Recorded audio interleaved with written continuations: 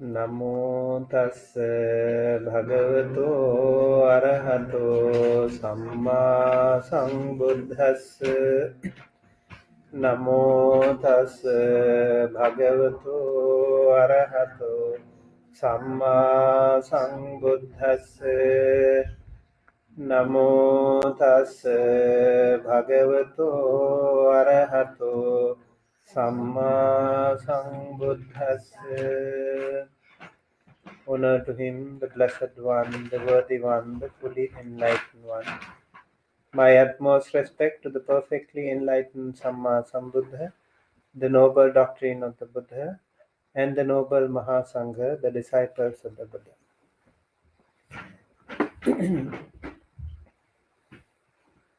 Good afternoon, everyone. Welcome to Empty Cloud Buddhist Monastery on this Sunday afternoon meditation session.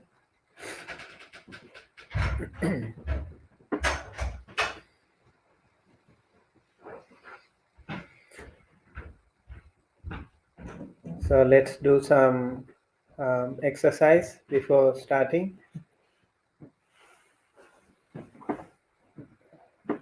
Okay, I think now many people know about this, how to do it. So I invite all of you to do it for a while. Keep your palms like this on your thighs. So one action at a time, okay? Right hand first, turn, and then hand onto your belly, and then left palm, turn to your belly, and the inside palm to the chest, and here.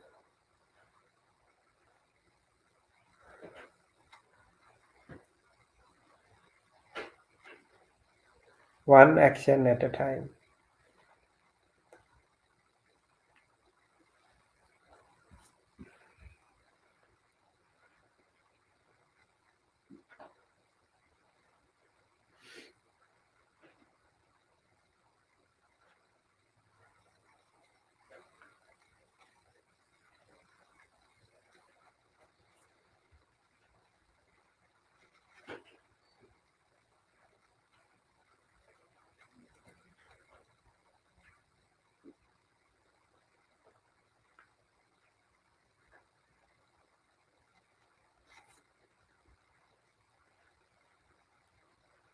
You can do it while closing your eyes also.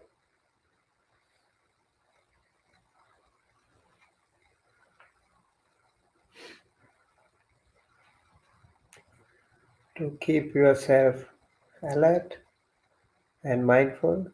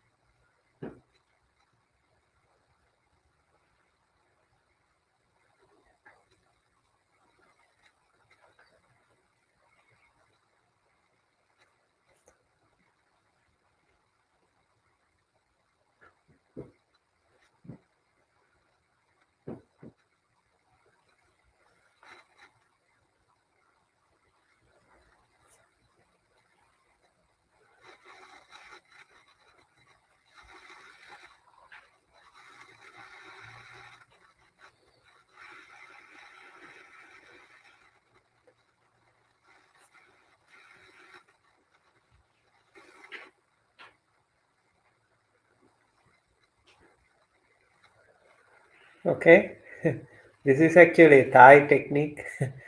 I think Thai people know it better. um, so while standing also you can do it. While laying down you can do it, and it is really good for you to keep in touch with your bodily actions. And sometimes if there are a lot of people you do like this, people will feel weird. So maybe you can do like this. That's also okay. So thus, actually, it is very important to be mindful, to be alert, to make yourself awake, especially after lunch. I think it is also good. So you can meditate better. Today, I wanted to talk to you about a sutta called Sammaditthi Sutta. I think we have discussed about this sutta a lot. I will just briefly introduce this sutta. Sammaditthi means right view. So we need the right view to do anything. If the view is wrong, if the vision is wrong, then everything else will was go wrong. So it's very important. Just like we have a good navigation that will take us to our destination safely, smoothly, and also faster. Same thing with the right view. When we have Sammaditthi right view, it will help us better um, walk our spiritual path. And in Noble Eightfold Path, it is also said um, Sammaditthi is the first one, first factor. So here there are 16 ways to actually trigger your Sammaditthi. That is the idea here. And any of them might work for you. So you need to find which one is working better for you. Okay? Out of the 16, which one works better for you? That is the thing that we need to find out here. Which Sammaditthi is working better for you? Let's see which one is working. So here in this sutta, the first one is the wholesome and the unwholesome. Kusala or akusala. When friends, a noble disciple understand the unwholesome, the root of the unwholesome, the wholesome, and the root of the wholesome, in that way, he is one of right view. This way, you can also have right view. First, you need to know what is unwholesome and also the root of the unwholesome. And then also the wholesome and the root of the wholesome. If you know this, you will have right view, Sammaditthi. That is one way. So what is this unwholesome? We all know what can be unwholesome in our life. Can you give some idea? Something with malice. Something with? With malice, with say, some intention behind it. Yeah. Unwholesome. Bad intention, right? If you do, what else? Cunning or dishonesty. Dishonesty, okay. Yes. That can be malicious. Anything you do with sensual craving. Sensual craving, yes. Yes. Intoxication. Intoxication. Yes. That can be very unwholesome too, right? In fact, in the 5 precepts, some people say it is the 5th one, so it is less effective. Because it is placed 5th. So Buddha has also given a little bit, not really, because if some people become intoxicated, they can break all the other silas, right? So yeah, it is. What else? What are the other unwholesome things that can happen? Being around with bad people. I'm sorry? Being around by bad people. Being surrounded with bad people. The other 4 precepts: killing, lying, stealing, sexual misconduct. Yes. Yeah. And their roots. Yes.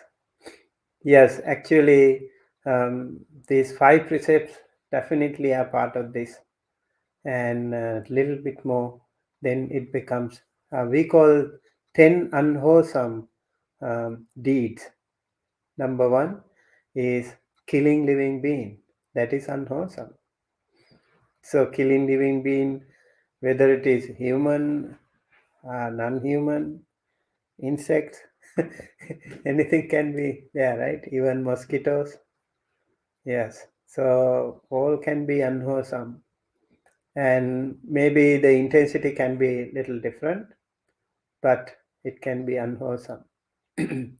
So for killing a living being, it is said there are 5 ways to do that. 5 things should be completed. Do you know that? One is you need to know that it is the one who is going to be killed is a living being. Okay. So number one, you know it's a living being. Number two, you want to kill. Number three, you have a plan. Number four, you execute the plan. Number five, you action and killing happens. 5 things are there. So let's say suddenly a mosquito lands on you. Do you think all these things happen? Depends. Yeah, Maybe it depends. maybe. Yeah, like you might go like that without realizing consciously it's a mosquito, or you might say, "Oh, mosquito," and stop thinking. Yeah, if you slap, and some people slap and also grind it. Right? Yes, like the moment you hear the sound, okay, this is a mosquito, this is a living being, you know that. And then you want to kill it. And then you have a plan. Right? Execute the plan. And the mosquito is dead. Yeah. So it can happen. Same thing with the other precepts too. Like taking what is not given. That is also unwholesome. Sexual misconduct can be unwholesome. False speech. There are actually 4 kinds of speeches, right? What are the other 3? Harsh speech, false speech, malicious speech, and then harsh speech, and also gossip. They are unwholesome. Covetousness is unwholesome. Ill will is unwholesome. Wrong view itself is unwholesome. So these are the 10 unwholesome deeds. Okay, now these 10 unwholesome deeds are to be understood, and we need to know the root of these unwholesome deeds. What are the roots? Yes? Lobha, dosa, and moha, greed, hatred, and delusion. Yes, those. Yeah, lobha, greed, and dosa, hate, and delusion, ignorance. These are the unwholesome, the root of these unwholesome deeds. So actually, if we think of it very seriously, we can gain right view. These are not simple things. These are very, very serious things. If you really seriously dig into this, explore, investigate into this, these are very serious practitioners. These practices can make your view much more wider, comprehensive, and perfect. And you will become such a wonderful person. Your view can be very, very correct. So it is important to know that. And then what is the wholesome? Now we learned the unwholesome. Once you know the wholesome, unwholesome, the wholesome is easier. Just the opposite of it. Right? Just the opposite. Abstention of killing living being, then abstaining of the taking things not given, and then abstaining from sexual misconduct, abstaining from false speech, malicious speech, then harsh speech and gossip, and also non-covetousness, non-ill will, and right view. These are the wholesome. And then what is the root? Yes? Loving kindness. Yes, loving kindness, non-greed, none hate, none delusion. This is the root of the wholesome. Can I ask a basic question? Hmm. How would you define delusion? Okay. Basic. Yeah, that's a good question. How would you define delusion? That again is also very, in a way, it is also a very difficult question because we can easily recognize the anger factor. We can easily recognize the greed factor, but then the delusion factor is something that is so hard to recognize. So this can be very easily, we can be pretending, okay, I'm doing the right thing, but actually we do with lot of delusion inside. So delusion delusion is the most powerful culprit here actually. When we have anger, delusion is also there. When we have greed, delusion is also there. So delusion is something that does not allow you to see the things as they truly are, on the one hand. And also delusion makes you fool, always fools you. It is okay to do this thing. It is okay to do that thing. So we kind of take it for granted when you are tempted by the delusion. And so delusion can make you blind. You don't see the truth when you are covered with delusion. That is why avidya, or the ignorance or the delusion, is one of the foremost factors, links in the uh, paticca samuppada, dependent So is origination. moha the same as avidya? Yes, moha, Is the same as avidya? they are all more or less the same.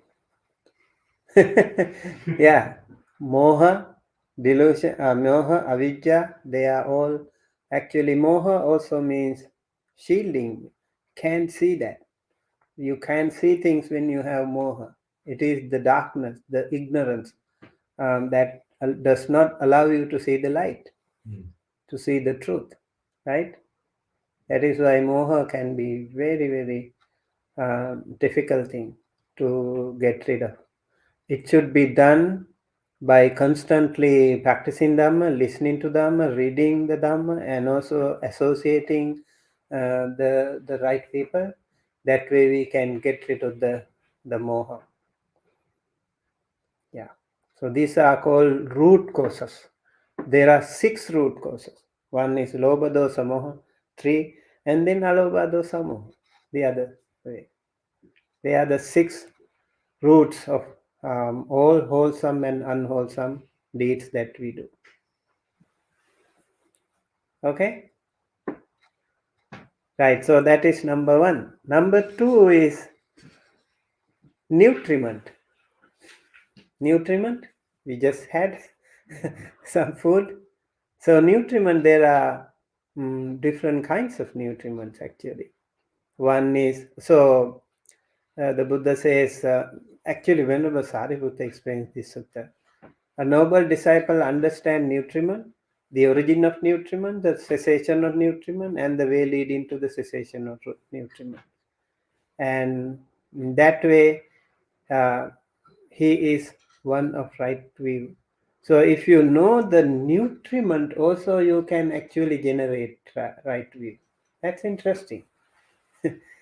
Right, so then nutriment, what is the origin of it? What is the cessation of it? What is the way leading to that? There are these 4 kinds of nutriment for the maintenance of beings that already have come to be, and for the support of those seeking a new existence. What are those 4? Physical food as nutriment. We call it kabalinkara ahara. So we break them into pieces when we eat that. We humans have kabalinkara ahara. The devas and brahmas, they don't eat like we do. Okay, we and animals, they have the same Kabalinkara Ahara style of food. What about the Petas and others? They also don't have this kind of food. They mostly have, some of them have karmic food. Like the Devas, they don't have to eat like we do, and they can live without any problem. They are much more safer actually when it comes to food. Malnutrition doesn't happen to them. Yeah, so they are very lucky to be born in that way. Also, sense of security, life-threatening situations, pandemics do not happen to devas. Okay, they are much safer. We humans eat the food.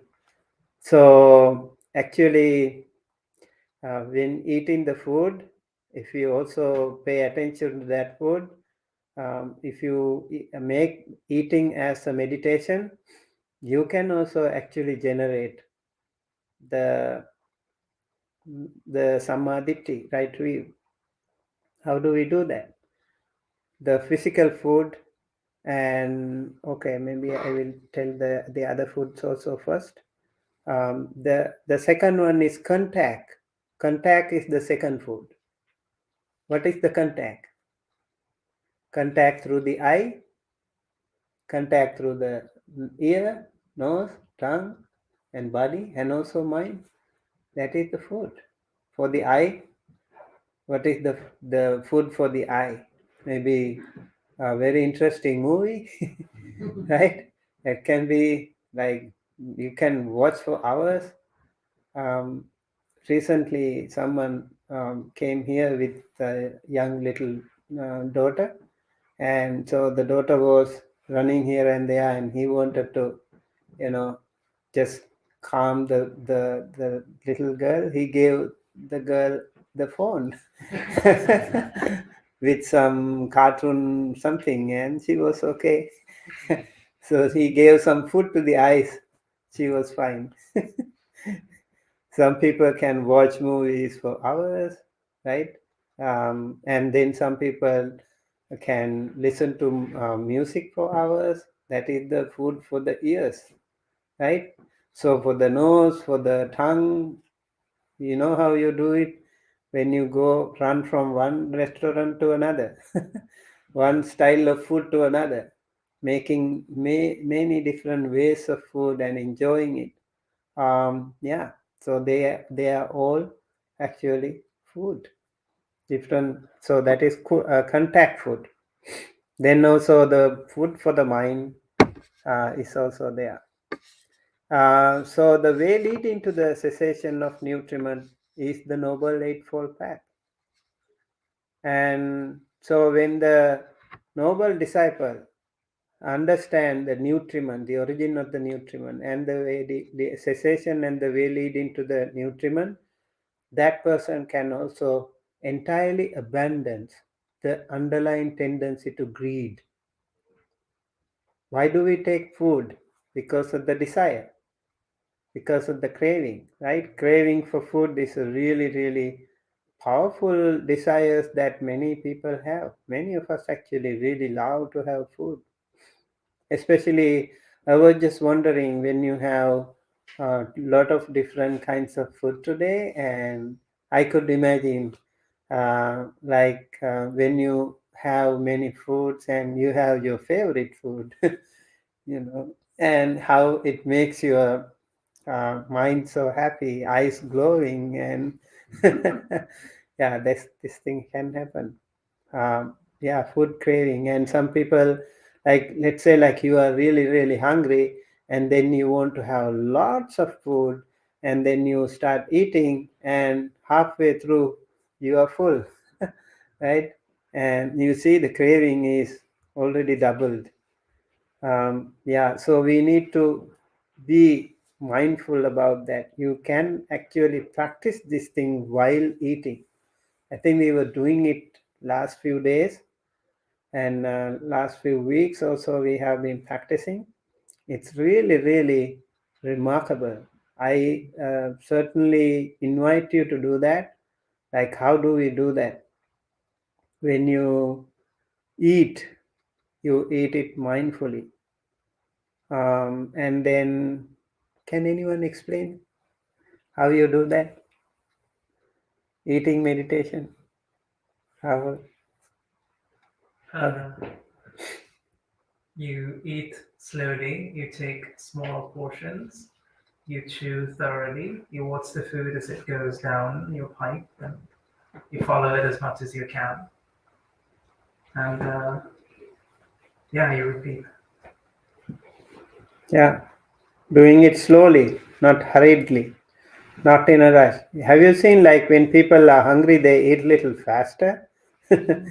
Right, when you are hungry, maybe you can, okay, I'm not going to eat faster. And then you have many food options, so I'm not going to take the best food, maybe second option. Try to control your sense desires. And then when you have the food, also pause, don't eat right away, take your time, try to give it a restrain a little bit. And then when eating, don't eat faster, eat slower, and recognize the different tastes and different sensations that you have. And when it goes down, also feel how the body reacts, and even how the body and mind coordinates when you eat. This is amazing. And then eventually you will see, oh, I can eat anything. I mean, it doesn't matter like my favorite food or not. This is the same thing. You can see the origin, the cessation, the root cause, and everything about the food. That will help you. I notice that helps us actually eat less. Yeah, if you eat like this, you won't eat too much, because you actually eat slowly, and it digests you inside you well, and then you don't eat too much. You will eat less. You can survive with less food that way. Food craving can be contained in this way better, I noticed. Yeah, then Four Noble Truths are also mentioned here as a way of generating your what do you call right view. So we need to see the dukkha, we need to see the origin of dukkha, and we need to see the cessation and the way leading to the cessation of dukkha. That's again really and a powerful way to learn about sammaditi. You have the dukkha. We all have the dukkha. Within this body itself, we have the dukkha. And then we need to see that. And for example, in simple sitting practice, you need to see the dukkha. Right? When you sit for too long, you need to see the dukkha. So when you have the dukkha, don't worry. Just it's okay. Don't try to change your posture. It's okay. You see the dukkha. You see the pain. I think it's a very powerful learning process if you see the Vedana. Very important not to move when you sit. And it's okay. No matter what happens, I'm not going to change my posture. Remember, the Buddha also did that. Just before attaining the Buddhahood, he said, no matter what happens, I'm not going to change my posture.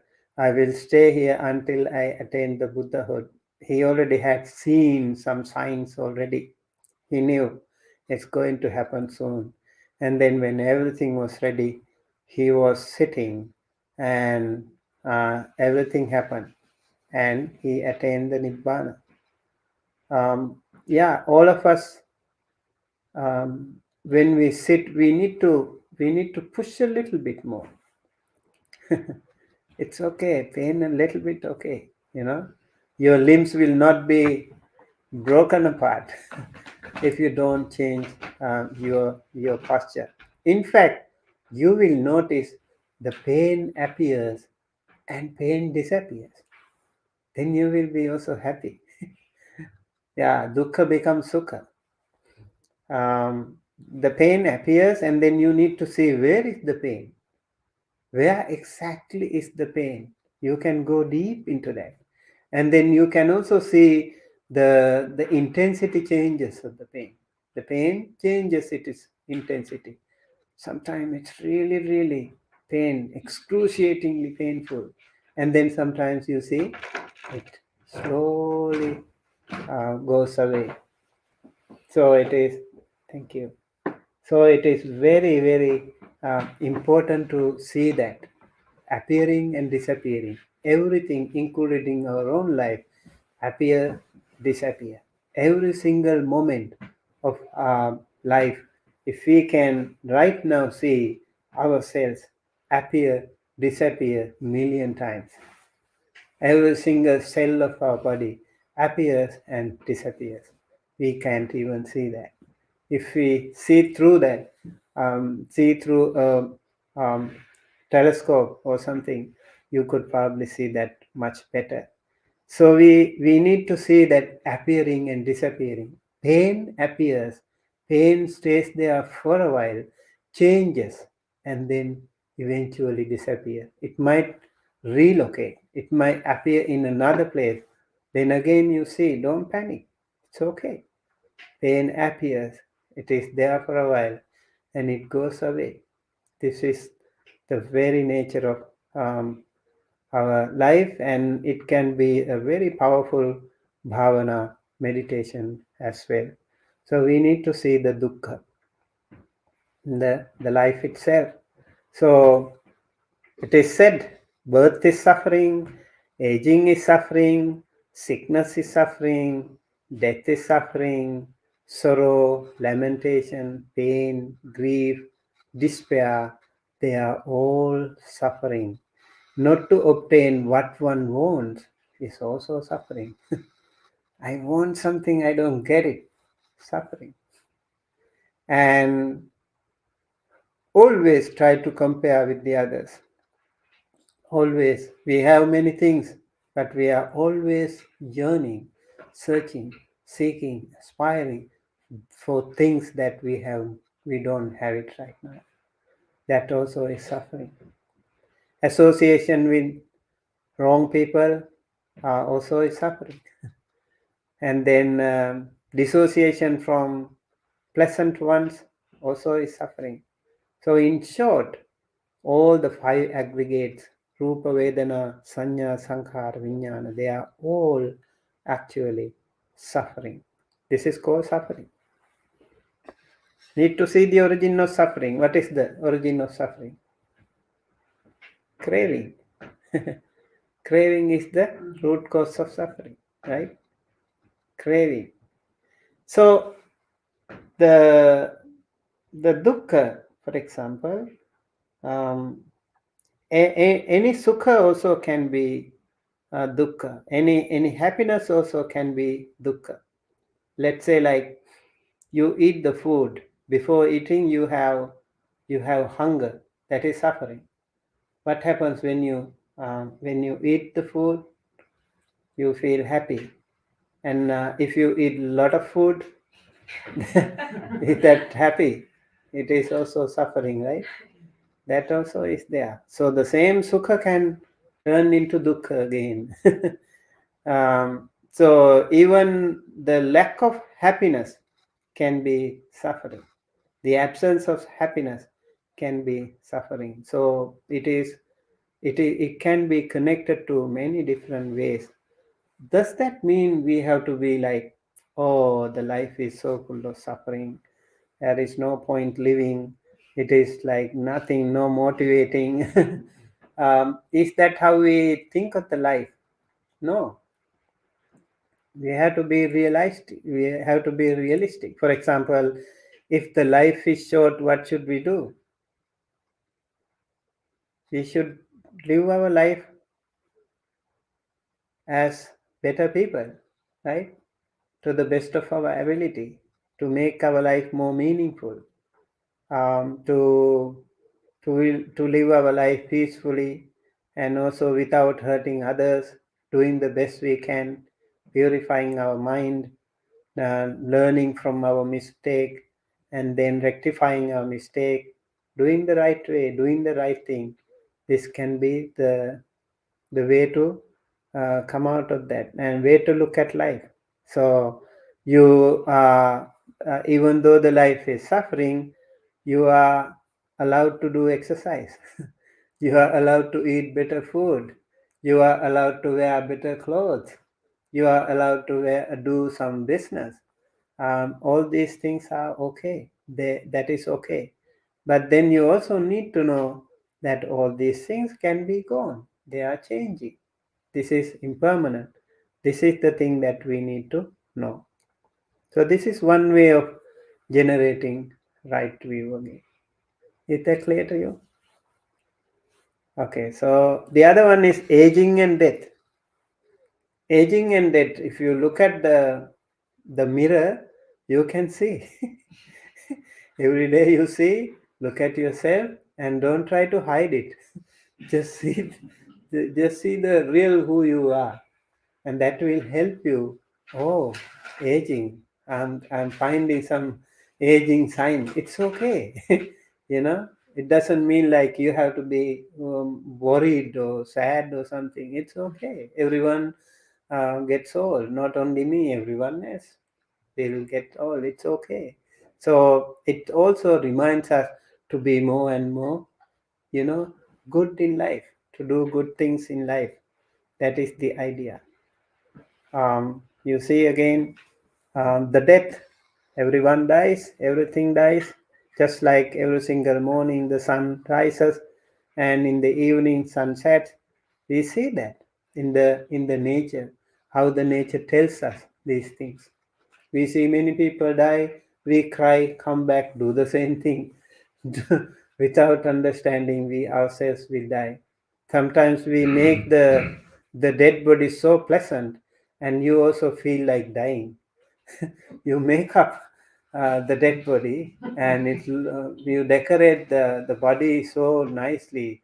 Oh, now looks like better than living. I have seen people saying that. Oh, she or he looks now very pretty. He or she doesn't know the people in the back have done so much things to make the body look like that. Yeah.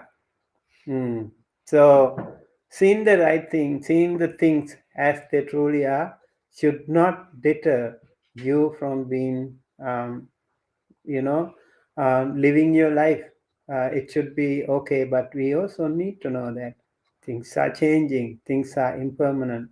So, we don't do wrong things, we don't get angry, or we don't hurt others, we don't steal.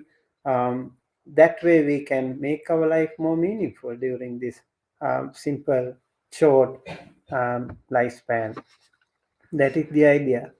And then again, birth also can make our life, it can also make right understanding, right view, craving, feeling, contact, then sixfold basis, then all the other formations, ignorance, they are all explained here in the Sammaditthi Sutta.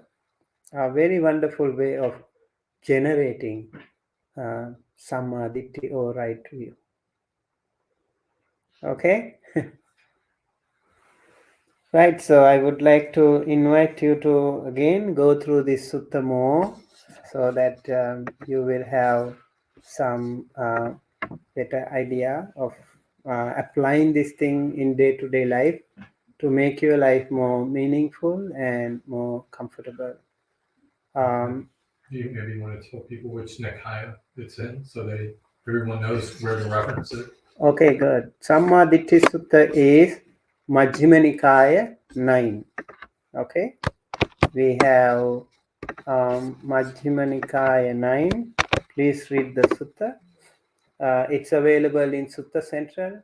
It's available in Access to Insight. And then it's also, if you are learning about, like if you, in Sutta Central, actually, one of the one of the best resources you have in order to find the suttas. So I highly recommend you get used to Sutta Central. There are so many translations, so many different translations are available in Sutta Central. Bhante Sumitta, a lot of his Yes, translations yes. are on there. Yeah, And that's hopefully, right. hopefully Bhante Sumitta will spend find time to put Yes, translations up there. I am also actually working with another a translation project called wikipali.org. There we are also translating the Tipitaka into English and other languages. So yeah, so if you are comfortable with Sinhala, the pitaka.lk, I found the entire Sutta Pitaka explained in Sinhala as well. So take a look. I have shared the link here, so you can take a look too. This is a really important sutta for all of us to read again and again. Maybe before meditating, you can read this sutta and then meditate. That can also be very helpful. Okay? Right.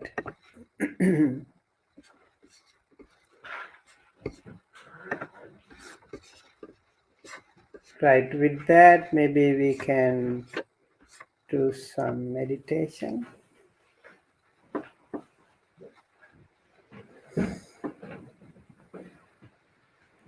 I think you need to stand up for a while because you were sitting for too long. It's good to stand up.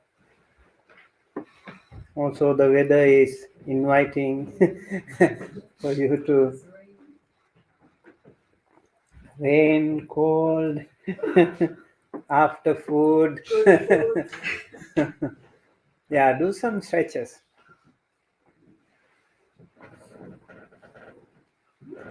And do the exercise I said. Try that one.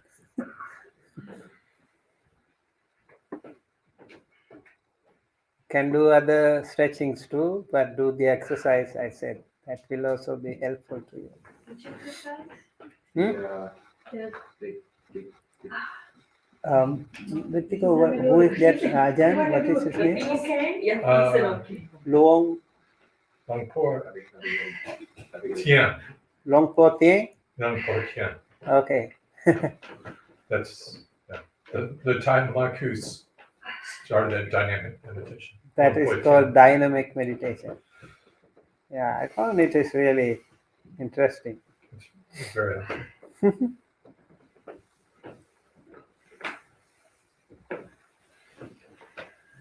It's a powerful meditation. And what is the root of breathing in? It's just we're born with that, right? What is it? Right? Like Maybe you can What ask are- it and in the let, end, yeah, one would add the question. She's asking if it causes what are the breathing. roots of breathing in? We're born with that. Like, Okay, if you are ready, you can take a seat. If you This one, clean the glass. This one, oh, thank you so much. Okay. spray. Man, it's Oh, nice. Thank you so much. You're so kind. Yes. So may your vision be fulfilled again. Dhamma Chakkung Udapadi. Right.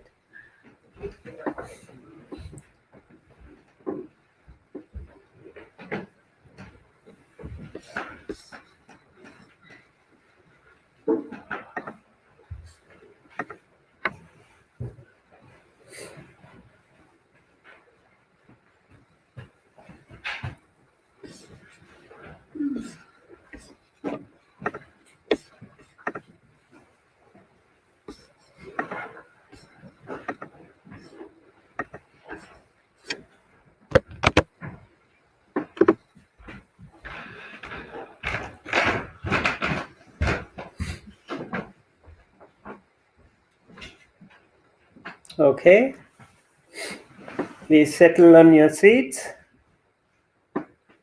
Sit comfortably.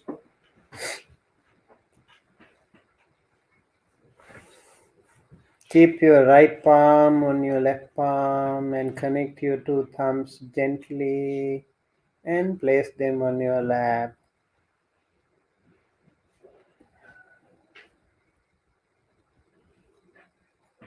Straighten your back and also the head.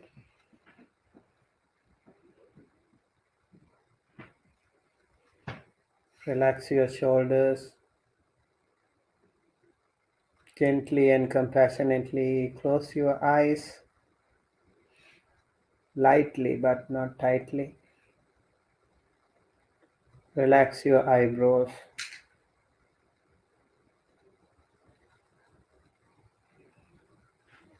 Relax your body and relax your mind.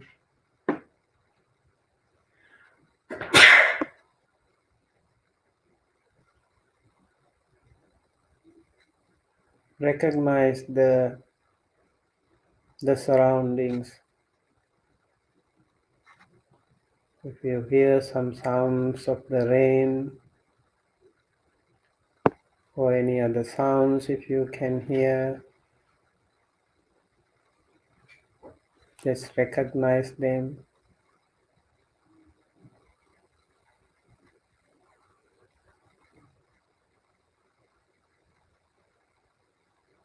Then take a good long deep breath and hold it for around 10 seconds.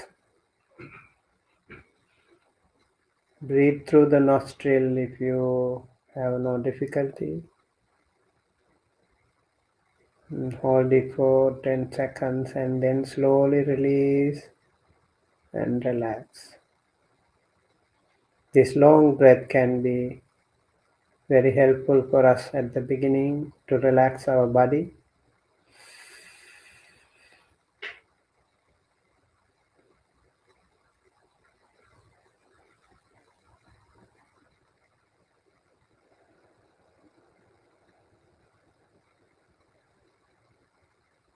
Breathing through the nostril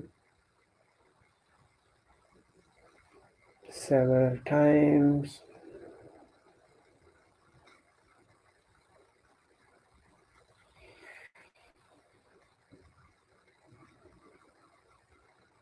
Relax your body.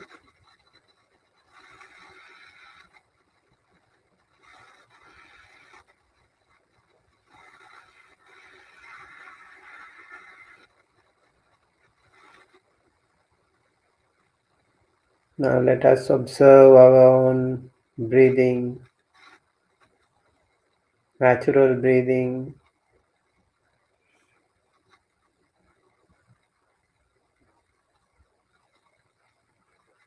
At any point of time, if you feel sleepy, you can gently stand up and practice. Also, if you feel sleepy, do not close your eyes. Maybe half close your eyes is better for you then. And determine, make some effort to stay focused.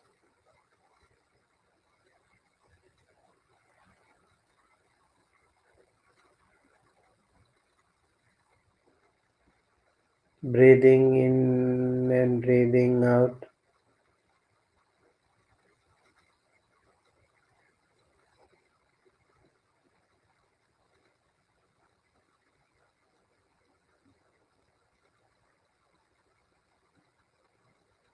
Recognize the breathing, the incoming breath touching your nostril before entering the body.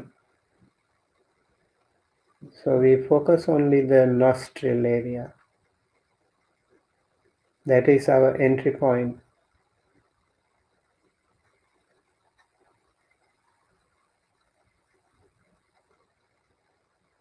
So when you breathe out, the outgoing air touches the upper lip. before leaving the body. That is the exit point.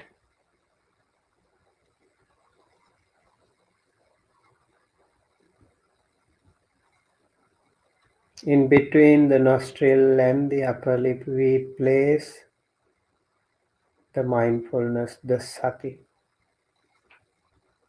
Just like a cameraman watching all the actors in action. The actors here are breathing in and breathing out.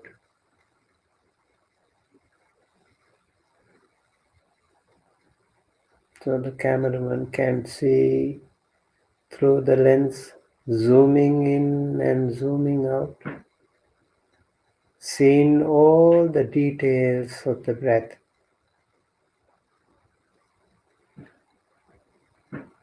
Sometimes long breath, sometimes short breath.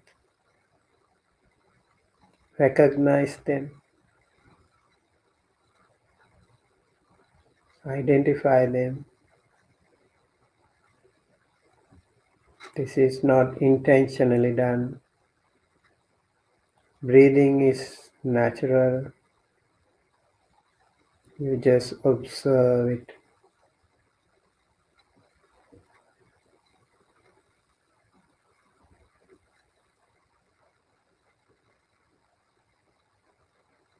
Once again, you need to make sure your eyebrows are relaxed. Do not make it tight. It might cause headache otherwise.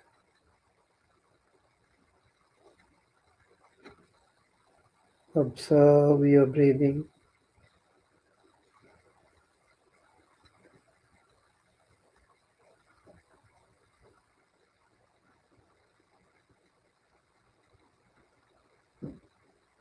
Stay alert and mindful, not allowing the body to sleep.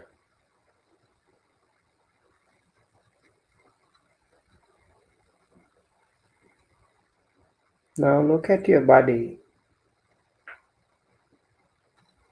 See any part of your body if it is painful. Anywhere in your body. If there is any pain, any discomfort, any tightness, numbness,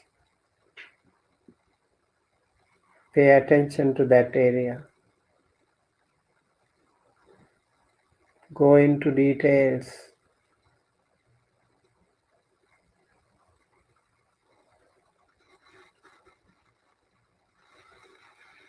Go to the heart of the pain.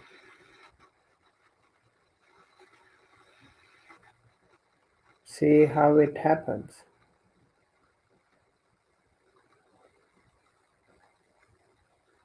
See if that pain is moving here and there.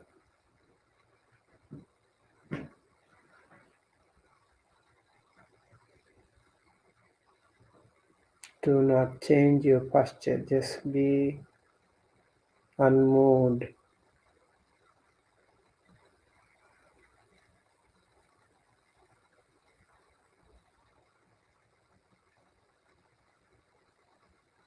Is the pain changing, increasing?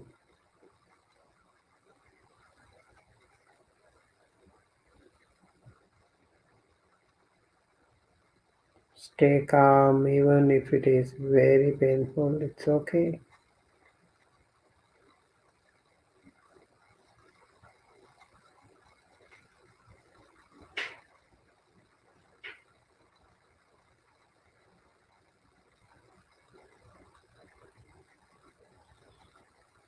If it is really, really painful, you can send some loving kindness to that area.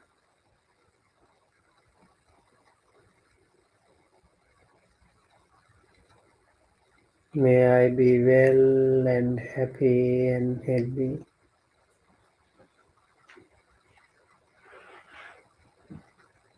Through the breathing, you can send loving kindness to that area. May I be well and happy and healthy.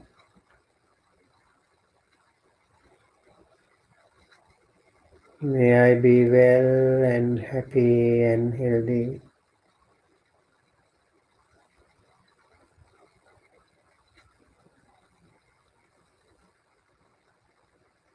May I be well and happy and healthy.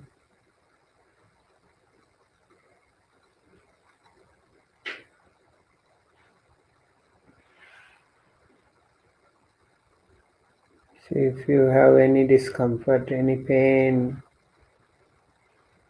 inside, outside, internal, external body organs, bones, joints, anywhere in your spine, ankles, lower back, shoulders, knees.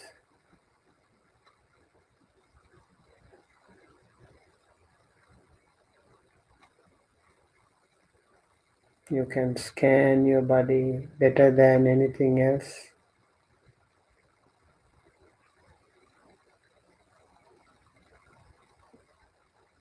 Can even scan your internal body organs. If there is any difficulty, discomfort, pain, observe it.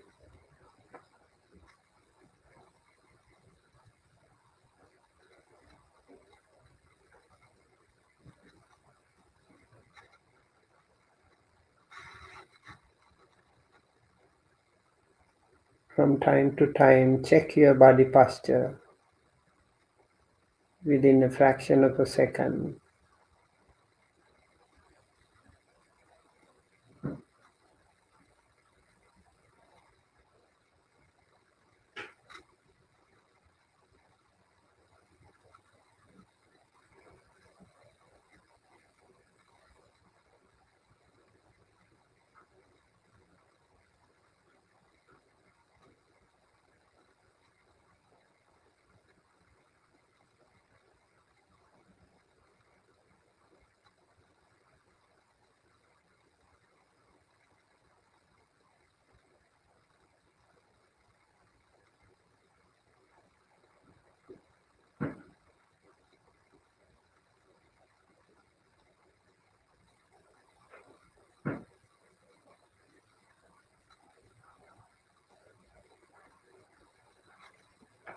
Go back to your breathing. How is it going now? Is it much more lighter now? More subtle breath?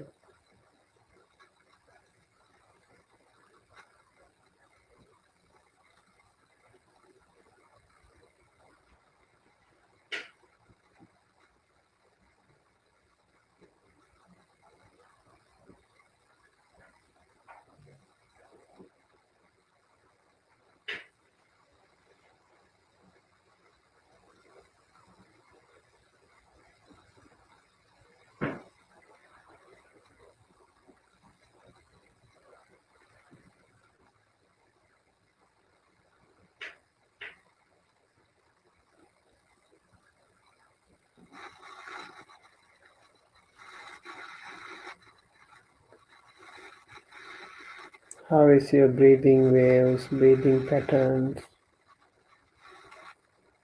Almost subtle, almost invisible.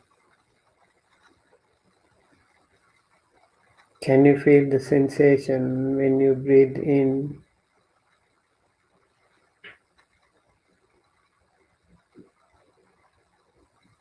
Any cooling sensation in the nostril area when you breathe in?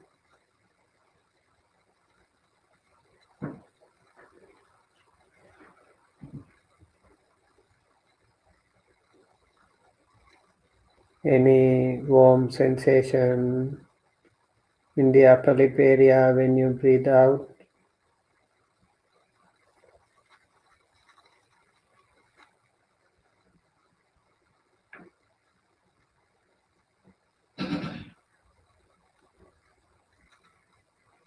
Do you see the heartbeat? How is your heart working?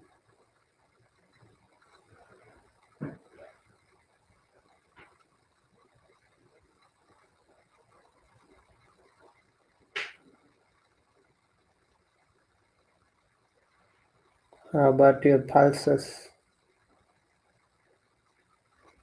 Can you also feel the pulses in your nostril area? When the breath becomes very subtle,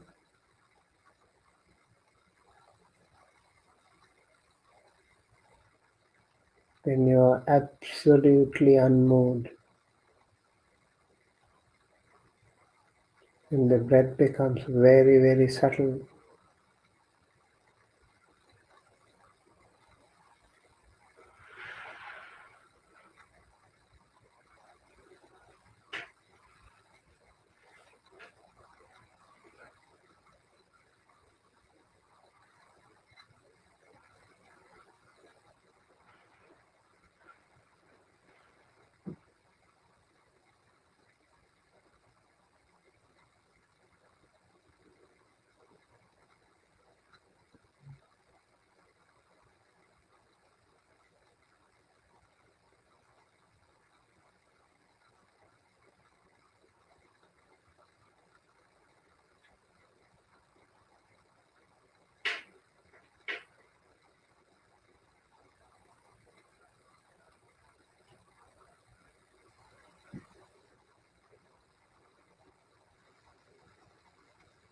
how is your mind, the brain? Do you feel any sensation in your brain area?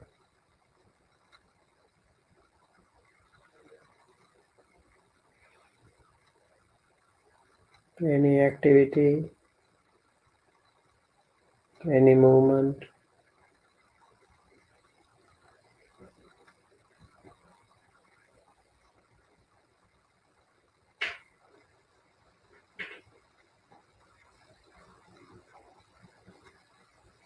Can you read your mind?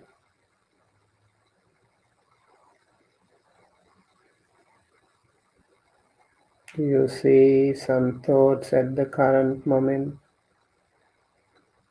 at the present moment?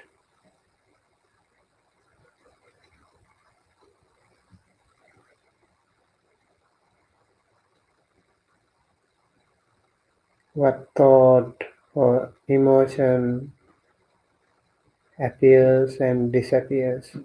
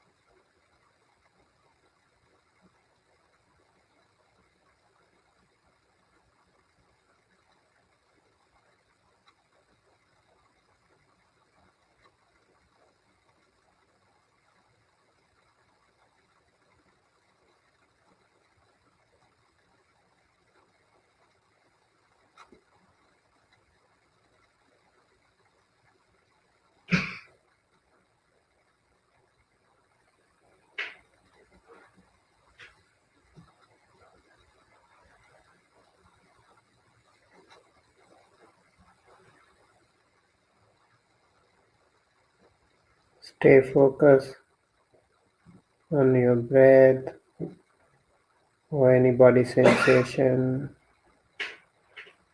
on your mind.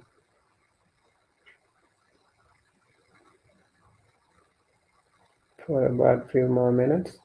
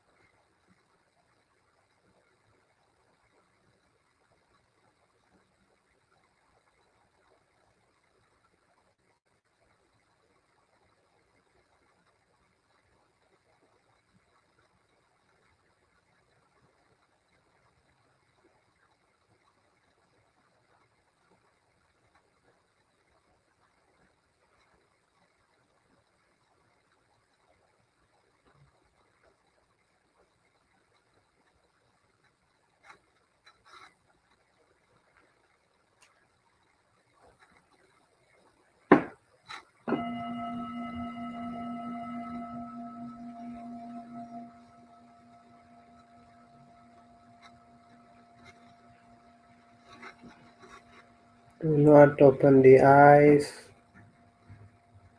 Take a good long deep breath and very slowly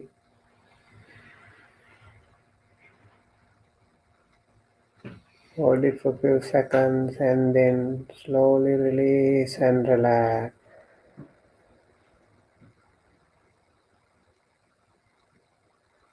Now rub your palms with closed eyes, paying attention to the movements of the palm, feeling the sensation, recognize the sensation.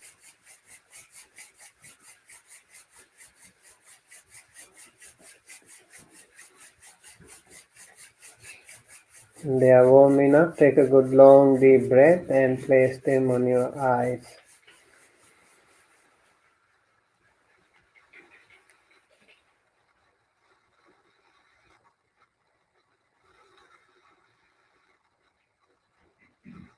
And then slowly release and relax. Place the palms on your ears. Take a good long deep breath.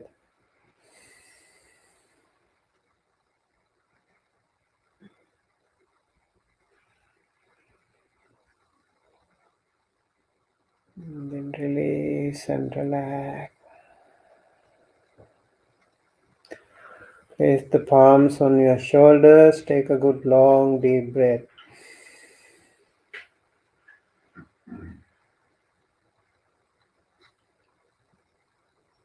And release and relax. On your head.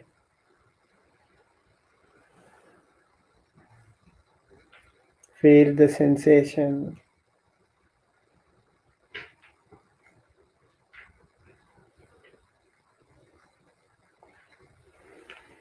Now keep your palms together close to your heart and say 3 times. Sadhu,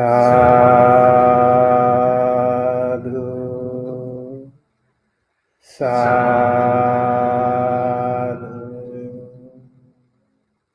sadhu.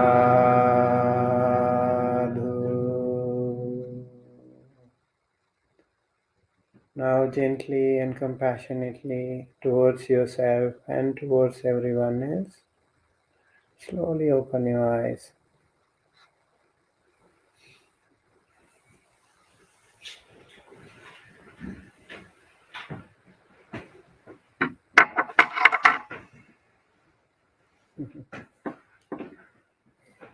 So how many of you manage not to sleep? Hmm? Did it happen to someone? If it happens, it's okay.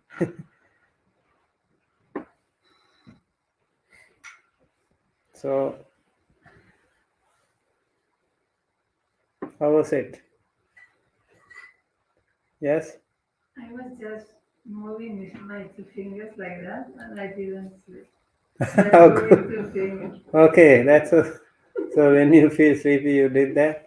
Good. Sometimes, like you do that also, it might also work. Yes. My body kept rocking, and then I would tell it not to rock, but it kept doing it. Yeah, so that's also like sometimes it can happen to some people.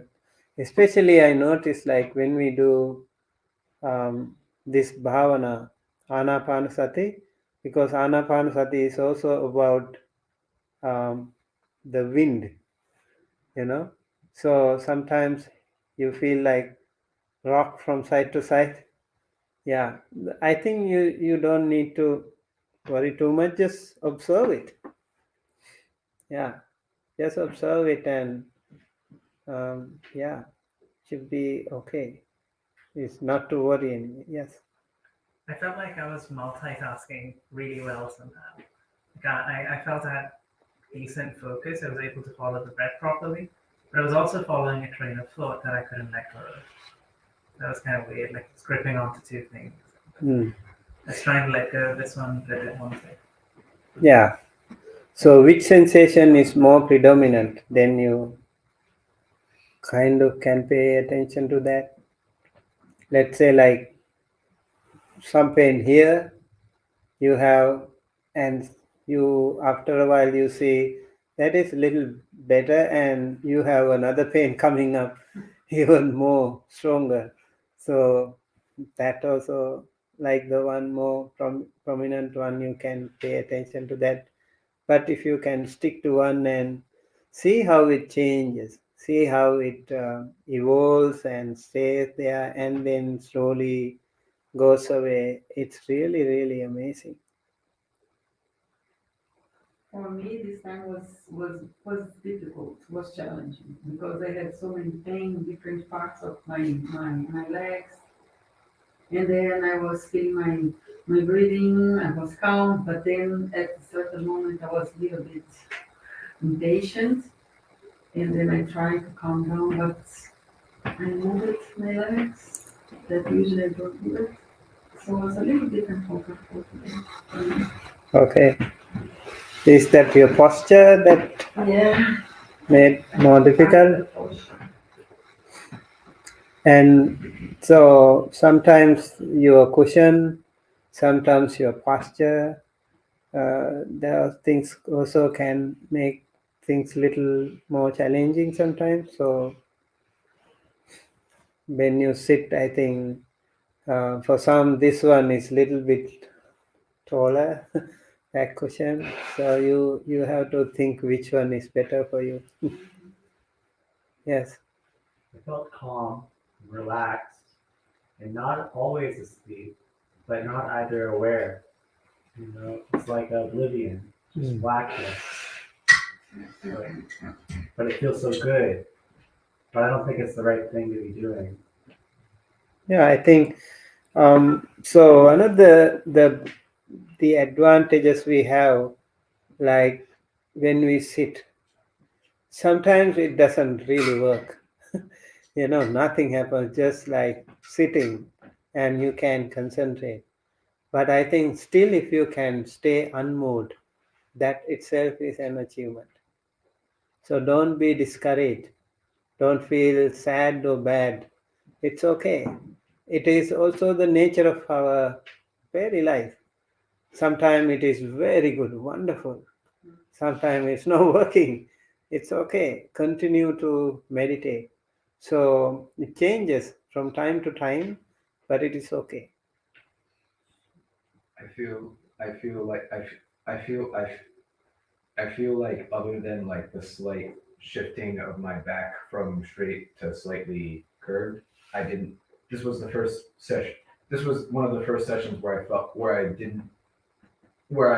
didn't allow myself to adjust my position because of the pain at all. So that's a big. So I'm. That's a big deal for me. And, I. Yeah. There was.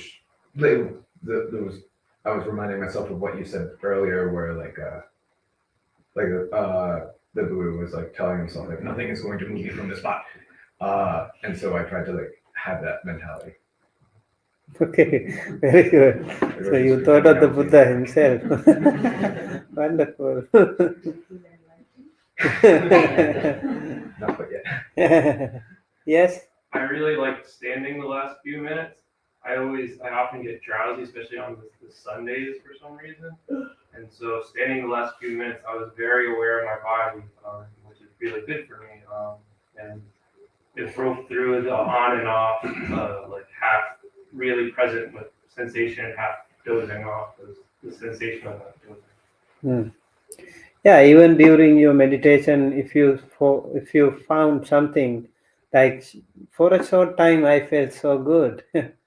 I think that is very important. Sometimes it doesn't work throughout the session.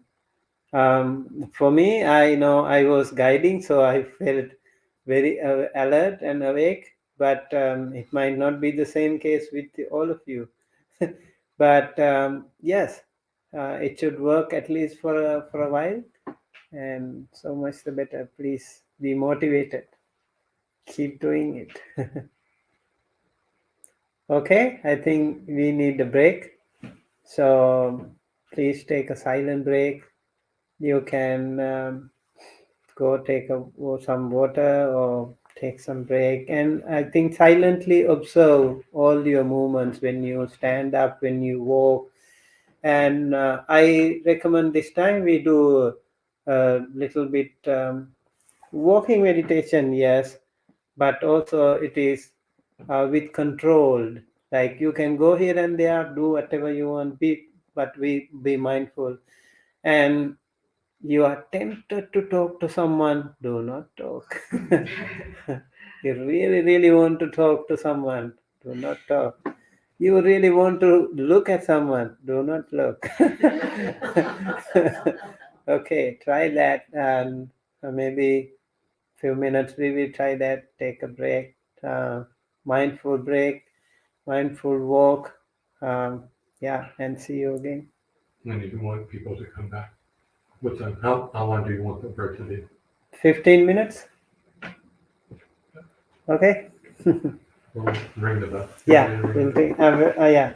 So, Samuel Mettiko will ring the bell in 15 minutes. Okay.